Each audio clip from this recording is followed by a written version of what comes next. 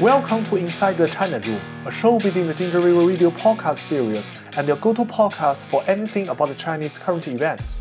I'm your host, Jiang, the founder of Ginger River Review, a newsletter that focuses on reporting the priorities of both the leadership and the general public in China, and the views you do not normally see from mainstream English language media. China's GDP grew by 5.2% in 2023 compared to the previous year, marking the first year of China's economic development in the post-pandemic era after lifting its zero-COVID restrictions. In December 2023, a crucial Central Economic Work Conference held in Beijing set the tone for the economic policies in 2024. The conference highlighted the need to overcome various challenges and difficulties to further stimulate the economy. These including addressing the lack of effective demand, overcapacity in certain sectors, subdued social expectations, existing risks and hidden problems, domestic circulation bottlenecks, and the increasing capacity, severity, and uncertainty of the external environment. What are the policy directions indicated in the annual Central Economic Work Conference? Has China's economy peaked? How does China's economic scholar view China's economic recovery and its expected growth rate in 2024? Join me to talk about China's economy in this episode is Yao Yang, one of China's leading economists and the Dean of Peking University's National School of Development. Professor Yao, thank you for joining us for the first podcast episode of Inside the China Room podcast, which is actually the first episode in 2024. And in 2022, China optimized its COVID response. At that time, I shared the interview conducted by the National Business Daily with you. And at that moment, you shared your views on China's post-pandemic recovery.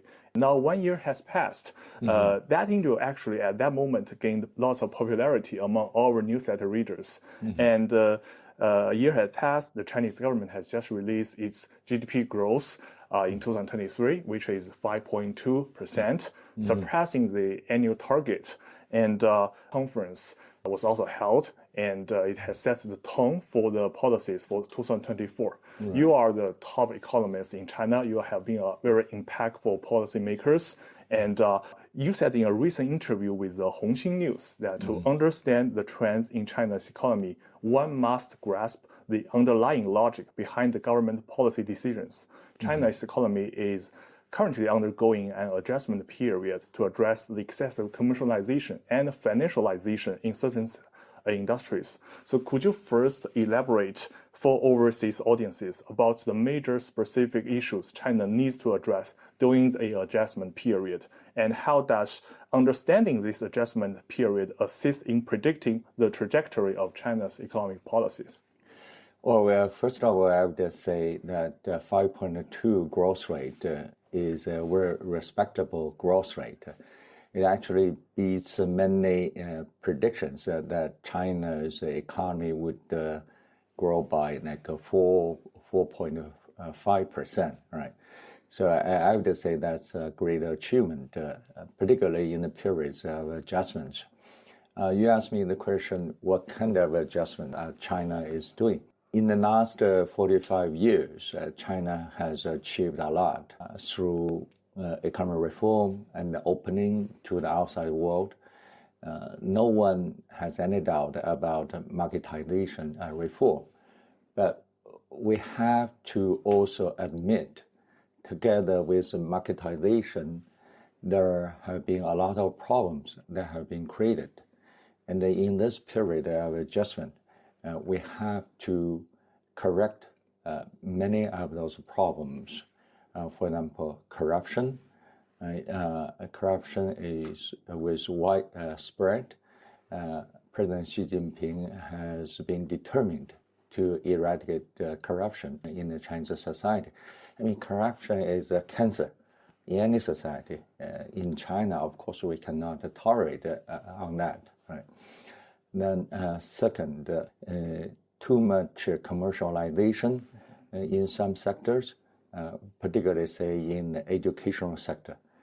I mean, the government has proposed common prosperity as a major goal for the next several decades. One of the strong convictions of the Communist Party is to create an equal society with common prosperity. And in today's world, education is really key for ordinary people to achieve a decent life, right? But we can see that in the educational sector, particularly in the compulsory education period of time, there is too much commercialization. And so the government was also determined to get rid of this too much commercialization in the educational sector. And also in the financial sector, one of the lessons we have learned from the American experience is that too much financialization in the economy is going to kill your manufacturing sector. That's why United States industry has been hollowing out, right, over the last several decades. So China is determined not to repeat what United States has experienced in the last several decades. So deleveraging has been one of the key tasks for this period of correction. We can say the same about local government debts. Too much debts is not good for the economy. We see local governments have borrowed a lot of commercial debts without much regulation, and the central government is determined to change that. Those are several examples of corrections. In the long run, after those corrections have been done, we can see the Chinese economy, Chinese society to become a much healthier society and the economy. But in the process of correction, adjustment, of course, you're going to see fluctuations in the economy. But I think that's a short period phenomena. In the long run, we are going to have a healthier economy. Actually, you touched on lots of interesting points just now. We'll go into details one by one later. Okay. And it's interesting that you said that actually in the past 40 or 45 years, the China's opening and reform has, like, every policy has pros and cons from long-term perspective. Right. And I watched a speech given by you in the Fairbank of China Studies in Harvard, like I think in October last year. Right. And topic was trying to reverse the dire consequences of the 40 years reform. Right. And you said that maybe from the short-term perspective, some measures will kind of slow down the economy to some extent, but from a long-term perspective, China's economy is expected to be healthier, equitable, and more equitable and more innovative. Right. You know, the last year's in December, the Central Economic World Conference mentioned that to enhance the consistency of microeconomic policy directions and incorporate non-economic policies into the assessment of microeconomic policy consistency, strengthening the policy coordination to ensure concerted efforts and synergy. Because you just mentioned about the reform in the education sector, and I'm sure that the different policies have different consequences. And recently, we also see there is online game administrative measures, which is actually a draft measures. But after that, the market expectation was kind of being impacted. And after that, relevant authorities quickly stated that they will seriously study and further modify and improve the regulation. So look at the process from policy assessment to market reactions and to the statement of policymakers again. What challenges have you observed faced China's policy-making arena, and what positive effects might this accident or this process have on the future policy-making? Well, that's a very good example of this adjustment, right? Online gaming is a major business, right? But in every country, many people are concerned, not just in China, in the US. People are also concerned, right? The little children are playing those online games all the time, right? So some people can get addicted to it, right? Right, exactly. So some measures to regulate the industry, I think, is necessary. I would say not just in China, in many countries, right? But as the economic conference stated, we have to pull those long economic goals into the goals of macroeconomic. policies, right? So we have to enhance the consistency of those policies.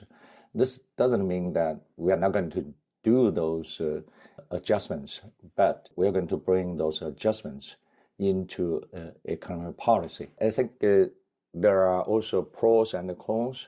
On the pro side, in the future, probably when this kind of policies are launched, then the central authority is going to do an evaluation, right? What's the impact we're going to have to the economy?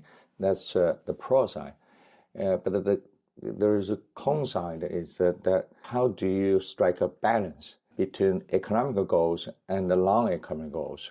I think that's not just for the short term, even for the longer term, we have to strike a balance because growth is still essential for the Chinese economy and for Chinese society at large, right?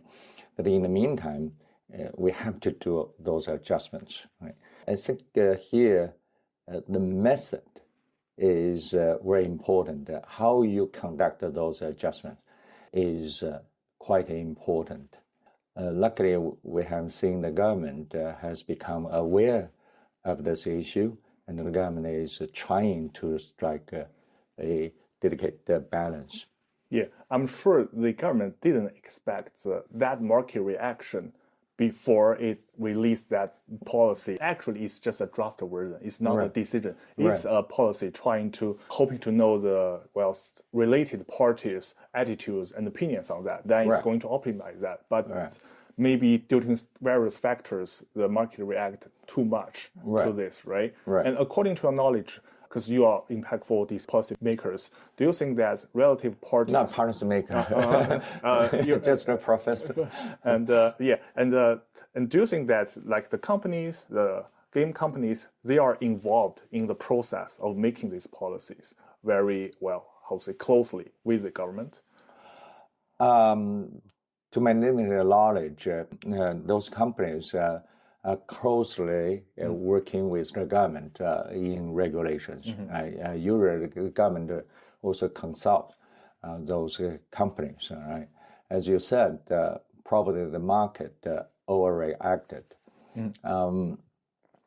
The thing is that before the economic conference, many of those adjustments policies were launched separately by different government agencies.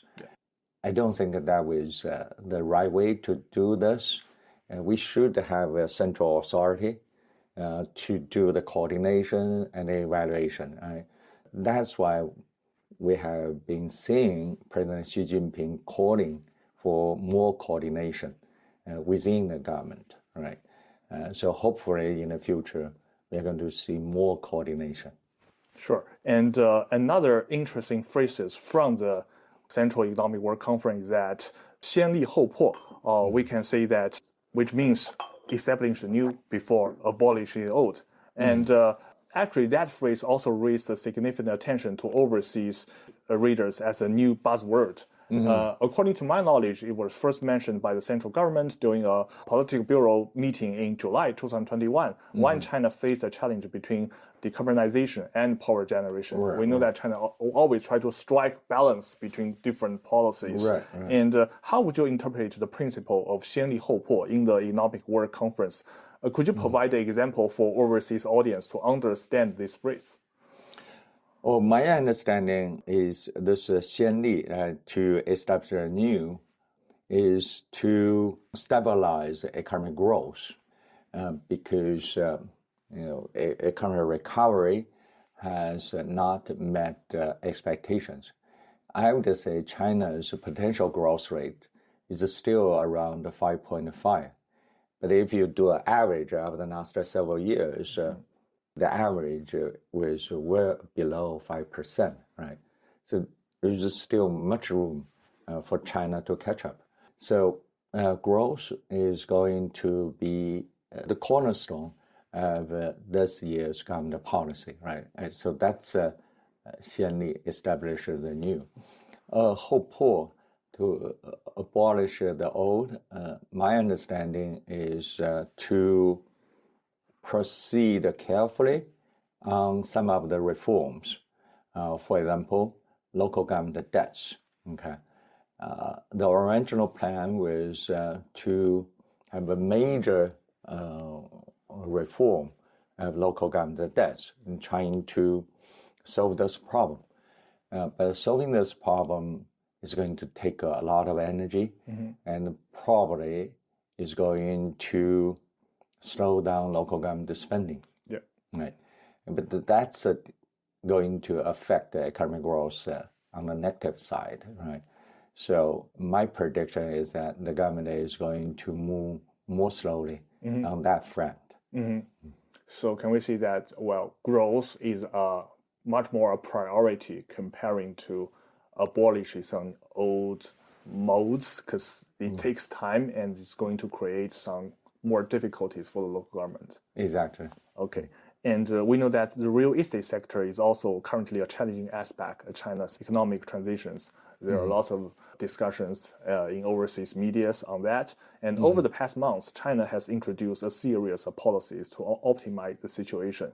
However, the results may not be very noticeable, or as you mentioned in one of your previous interviews, the effects may manifest relatively slowly. And there are also some opinions suggesting that the policy swings have been too drastic. So how do you view the trends in China's real estate market for 2024? What should be the policy approach to address this situation? Well, the government has done a lot trying to stabilize that sector.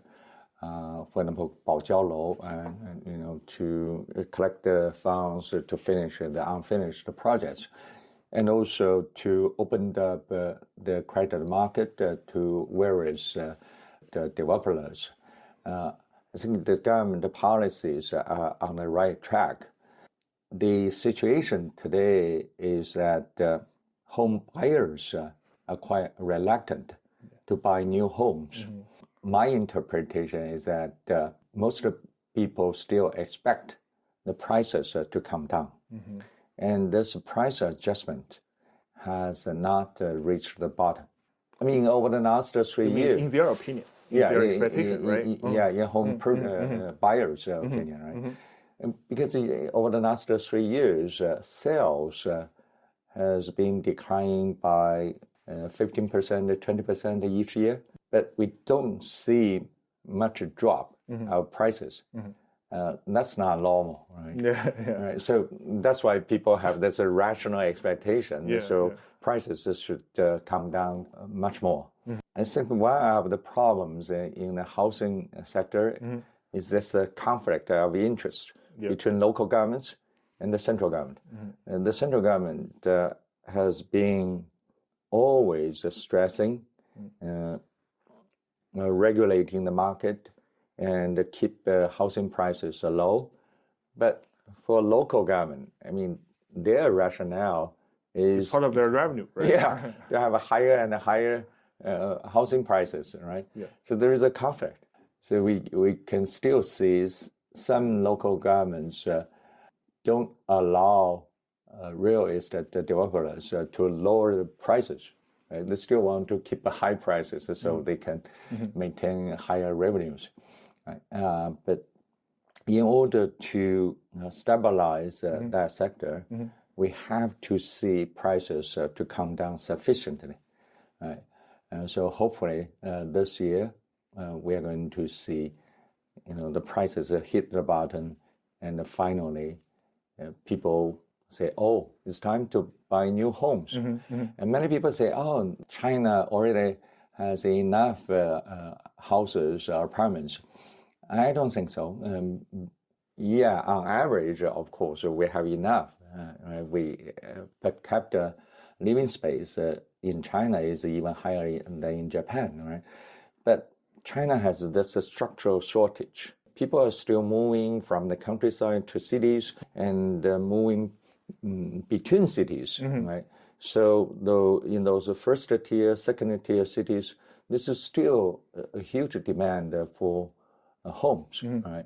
So as long as people say, it's time, right? Prices are low enough, I think purchase will bounce back. Mm-hmm. Yeah, sometimes it's about an issue of resources allocation. And also, I noticed that President Xi Jinping visited Shanghai recently, and one of the spots he went was, I think, an apartment, which is an affordable apartment, like for people who needs that. Right. And I think that it seems to me that's another effort that because you mentioned about the common prosperity, right? Right. Trying to make the policies more equitable for all the people especially living in big cities. Right. So I was wondering, does such kind of policy to provide like more affordable apartments will also affect the price of the real estate sector, like the price? No, definitely, but that's only in the long run because to build those affordable housing takes time, right? In first tier cities, I actually advocated building more of rental apartments for young people because young people cannot afford buying even affordable housing. Like in Beijing, our university, that's a perfect example. I live in affordable housing provided by our university, but the price was still 25,000 yuan per square meter. That's still expensive for young people, right? Yeah. To solve the housing problem with those migrants and the young people flooding into first tier, second tier cities, together with affordable housing, we should build more rental apartments. Yeah, that's great. I think people really need that, and it's great to see that governments are doing this. And another thing, I think, which is kind of maybe related to real estate sector, is the resolution of local government debt, which seem to be like a complex and long-term process as well. So in your opinion, what should be the current focus in dealing with local government debt at this stage of economic recovery? As I said, we should take a very cautious approach to local government debts. Local governments spend a lot during COVID-19. Professor Bai Chong'en of Tsinghua University put up an estimate that over those 3 years, local governments ran a deficit of 4.2 trillion RMB. So local governments have run out of money. So in this case, I think the right approach is to give them more finance so they can spend more. Because today, residents don't want to spend. Actually, many residents are paying off their mortgages beforehand. Right. So there's a kind of a contraction in the residential sector. And in the corporate sector, companies don't want to invest. So the only sector that we can add on leverage is the government sector. So that's why I believe at this stage, we should probably postpone the reform of local government debts and then continue to allow them to borrow, to raise debts so they can invest more, they can consume more, and then can maintain stability of the economy. Another topic is that expanding domestic demand, which we have seen that the central government has stressed that a lot in recent years. And this year's Economic World Conference has once again placed a significant emphasis on actively expanding domestic demand. As you just mentioned, that I think Chinese residents are kind of conservative towards spending, right? It seems that they actually China currently has a record high saving rate, but there seems to be less confidence in terms of consumption and investment. How can China boost the consumers and investors' confidence and unleash the potential of domestic demand? Well, to me, I mean, Chinese domestic consumption is kind of a myth. Many people say, Chinese people don't consume, so we need to raise domestic consumption. But if we look at the data, starting from 2010, China's consumption was increasing by annual rate of 7 to 8%, much higher than GDP growth rate. So that's why between 2010 and 2019, the share of consumption in GDP was increased by 7 percentage points, right, from 48 to 55%. That's remarkable. I mean, during the COVID period of time, yes, the share of consumption dropped. But you look at the last year's data, consumption growth contributed 83% of China's total growth. That's the highest in any recorded history. Okay, 83%, right? So to me, don't complain about consumption. Actually, last year, it was export and investment that dragged down China's growth, particularly export. Export contributed negative 10%. Investment only contributed 1.6% to growth. In a normal year, it should be more than 2%. That actually provides a hint for us to increase domestic demand. That is, probably we should shift the focus from consumption back to investment. Many people don't like investment. You say, oh, we have enough investment, right? Look at the efficiency of investment. But we still have a lot of opportunities of investment. For example, those older neighborhoods, and we should demolish them and build the high-rise buildings. 老破小 stuff, right? Right. I mean, some historical buildings should be preserved. Historical neighborhoods should be preserved. Even in Beijing, we have neighborhoods that were built in the 1970s and 1980s, right? And those are apartments. Many of them are actually quite dangerous. Yeah. In the quality, the design, and the philosophy of doing that at that moment cannot be compared to now, right? Right. We should just demolish them and build high-rise buildings. And then you go to the countryside, right? There's even a larger room for construction. Of course, if you use economic return as a measure for the efficiency of investment, yes, it's declining. But this is what I call consumption investment. That is investment aiming at improving people's welfare. For example, high-speed rail. There's no way for high-speed rail system to make any money, right? Because the railway corporation has a huge debt. How much? 6 trillion. That's a lot. There's no way for the company to even pay the interest of this debt. But what kind of welfare does high-speed rail bring to our people? Tremendous. Importance for the well-being of people. Yeah, exactly. So we have to change our mindset. We should not use economic return to measure everything. In many cases, you have to measure the efficiency by welfare, people's welfare. And also another thing is that the Central Economic Work Conference stressed that balancing development and security dynamically and benefiting each other.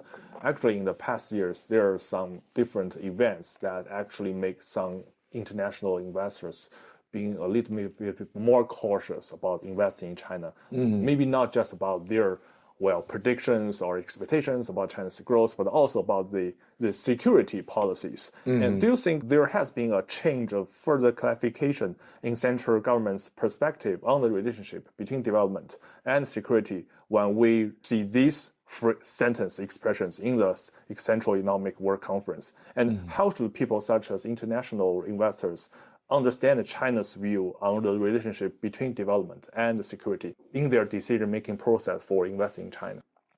I think the financial sector is a perfect example because there is a study session in the Central Party School. Yeah, right? On Tuesday. Right. Beginning on Tuesday. Right. She gave an important speech. Right. I think that's an important speech, and we can read from his speech the intention of the central government regulating the financial sector. I think the risk in the financial sector are twofold. First is this conventional risk. China doesn't want to have a financial crisis, right? So we have to be careful when we run a financial sector. That's also the lesson we have learned from the American experience. Okay. And second, I think more important is to eradicate the corruption and the tunneling in the financial sector. In many what we can call big mice stealing from China through the financial sector, right? They controlled huge financial resources, and so they could tunneling money out of China, right? Secretly, huge amount. And corruption in the financial sector was rampant, right? I think when President Xi Jinping talked about risk, security in the financial sector, corruption, tunneling were probably two major components in his mind.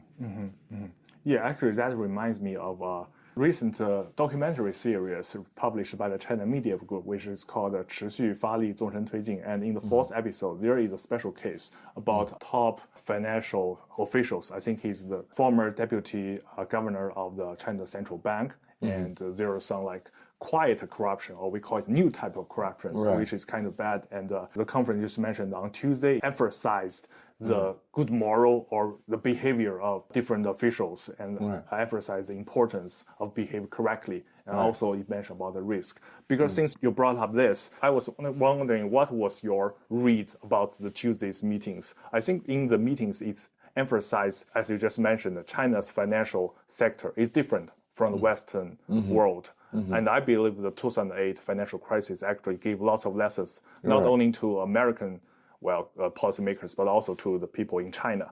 And that's why China wants to build a robust country with a strong financial sectors. And he mentioned about build a strong currency, a strong central bank, and other things. I was just wondering, what was your interpretation of these 5 big strongs emphasized in the Tuesday meetings?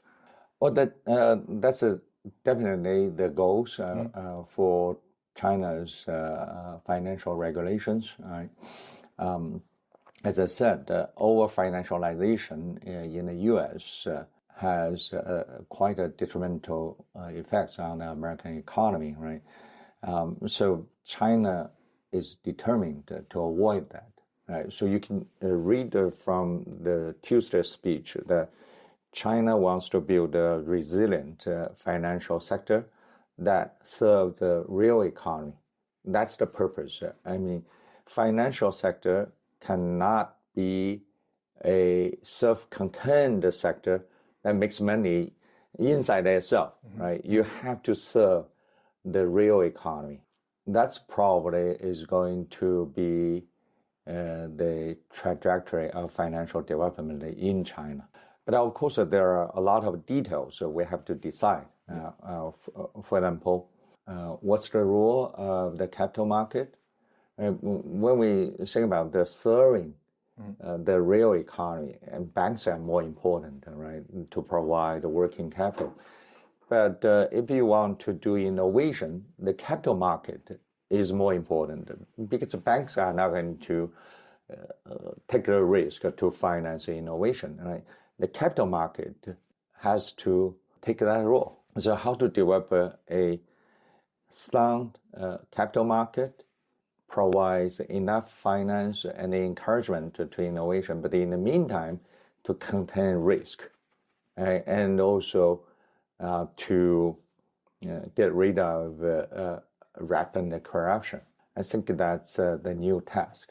Yeah. And I'm also looking forward to hear more about your thoughts in the future about this conference, because it just concluded Tuesday. I think it hasn't concluded. It's going to conclude maybe on Friday. Right. And because you mentioned about the resilience, I think that's a word, that's a buzzword, according to my observation, that, the Chinese policymakers want not just domestically, but also for overseas China watch to understand the resilience of China's economy. But on the other hand, given the current economic performance and some headwinds impeding its recovery, some overseas China watchers argue that the country's growth has reached its peak, and they kind of have a theory of China peak thesis. So what are your views on the China peak thesis?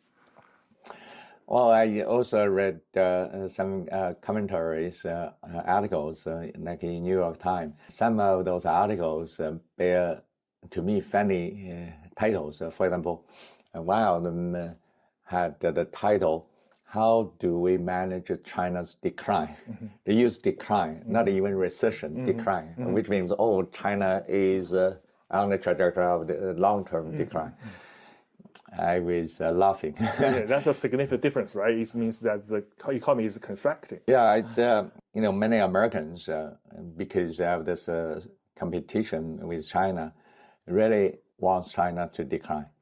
But they are wrong. They're totally wrong. China's economy still has huge potential.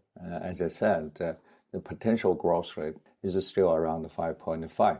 Why I'm so confident about China's long-term growth? First, China still saves so much, 45% of GDP. We can spend those money on investment and also on R&D. So that's why China invests heavily in R&D. Right? That works. And second, China's manufacturing sector is 30% of world total. It's actually larger than the sum of the United States, Japan, and Germany. Okay. Big is a source of competitiveness because that drives down prices, that drives down cost of production. Okay. And in terms of new technology, China is leading on several fronts. Alternative energy, of course, China just dominates. EVs, China dominates. 60% of EVs are being produced in China. Okay, and AI. Many people say, "Oh, AI." When they talk about the AI, they always think about the ChatGPT, but that's only one kind of AI, right? General AI. But you come to China, you go to the grassroots level, you talk with companies, you see they're developing AIs for specific sectors. Some of them are just amazing. So on that front, China actually leads the world. And not to forget about Huawei. Huawei has built cloud computing. So using Huawei's cloud computing infrastructure, Chinese companies can develop AI technologies very easily. When people think about the AI computation, they always think about the NVIDIA, their chips, right? Powerful chips. Yeah, they're powerful, but there are substitutions. Okay, one of the substitution is cloud computing. Chinese companies can use Huawei infrastructure to compete with American GPUs. Okay, so that's a current technology. When we look into the future, even on future technology, China doesn't lag behind, like a fusion. Basically, the competition in fusion is just between United States and China. Quantum computing and quantum communication, China leads the world. On almost every front that you can think about, right? China is moving toward the world frontier. So that's why I'm confident about China's future growth. I see. And my last question before we move to the recommendation session is that we know that every year during the 2 sessions in March, the government will set a growth rate target for that year. Now we're going to rely on that because lots of companies are going to make their plans based on that. But now there are lots of different experts or institutions are giving their predictions or their evaluation about a fair target for the growth rate for GDP for 2024. What was your views on that? I think the government is going to set around 5%, just like last year. Right? As I said, China's potential growth rate is 5.5. So set a target of around 5% is still conservative, I would say. Right? But that also put a floor of growth. Right? So that's my forecast. Okay, well, we are going to say that. And now let's move to the recommendation session. We invite our guests, our podcast show to recommend something to our listeners. It can be a book, a podcast, or TV shows, or even a video game. Do you have anything that to recommend for our listeners today? Well, I would like to recommend my own book. It's called China and the West, a pragmatic Confucianist view. And so that's a connection of my so-called big picture writings in the last 20 years. So the book collected my writings for the general public and writings for kind of a more serious readers. All of them are concerned with China's modernization path and China's political system, and also how to revive Confucianism, how to modernize Confucian thought, and how to use Confucian tradition to interpret the current Chinese political system. It sounds to me it's a good combination of Chinese traditional culture with this pragmatism in its policy development making, right? Right, exactly. Is it in? It has an English version? Or? Yeah, it's English. Oh, okay. It's only English. Only in English. Right, okay. right, no Chinese. So people can find it on Amazon, maybe. Yeah. Okay. Right. Okay. I'll put the link into our show, and let the China watchers, if they want to read that, they can get the link and buy that. Okay. Thank you very much, Professor Yao. Thank you for coming to our show. It's a fantastic talk today, and I'm looking forward to talk with you about Chinese policy, economic policies in the future. My pleasure. Thank you. Thank you. Thank you for listening to the Inside the China Room podcast. For cooperation, investing, or feedback, you can email me directly at jjiang.sisu@hotmail.com. Alternatively, please consider leaving a rating and a review on Apple Podcasts, Spotify, or Substack. If you find our podcast helpful, we would be delighted if you recommend it to others. See you next time and take care.